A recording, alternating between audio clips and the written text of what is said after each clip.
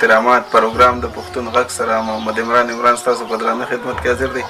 مینوالو راغلي یو بدرګي یونین کونسل پلوسی کلي ته او دلته کې تاسو د زموږ سره په شارټس کې دغه بابوګانې دي چې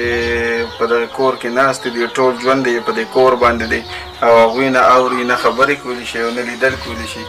نو دوی به ټول عمر په دې کور باندې ناست دي. د دغې دا مسله ده چې د دوی به دارود المر لګي جامه چرله به یې لګي نو د دوی هېڅ څوک نشته بغیر د خدای د اسرې نه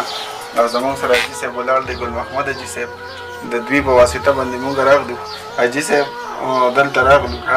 څنګه تاسو ته چا وویل؟ بس موږ ته رشته دار هغوی راته وویل دا شان دا بې اسرې زنانه دي د خدای اسرې شته نور څه نشته.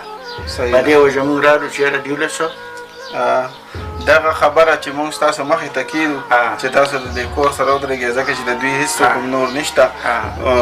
دا چې دی یونین کونسل کوپر هغې ته راغلي یو پلوسی کلی دی په هغې کې یو او د حاجي صاحب د دلته رشته دارو د هغې د وجې موږ دلته راغلو. نو چا چې وس ورغلي حاجي صاحب هغوی ته به اپیل وکړو. بلکل د چا څه وس کېږي موږ سره دې په دې کې امداد چې چا هم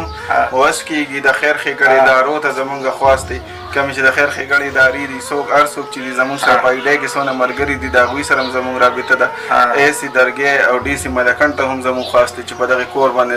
نظرثاني وکړي او د دوی سره ودرېږئ ځکه چې د خدای نه پس زموږ نه به تپوس کېږي د دوی په باره کې چې یو قسم دغسې بې اوږې او بې جامو یا دغه پاتې شو نو د هغې جوابدی به مونږ یو په دغې کلي کې چې څونه خلک دي هغوی ته هم دا خواست دی او زمونږ دغه ډي سي ملکنډ ته خصوصي توګه باندې او د خیر ښېګړې ادارو ته هغوی ته هم زمونږ دغه خواست دی چې راشئ تاسو په خپله چا ته هم ووایئ دلته په خپله راشئ پلوسی کلی کوپر یونین کونسل دی په هغې کې د دوی معلومات وکړئ. حاجي صاحب تاسو ورته خپل نمبر ووایئ د موبایل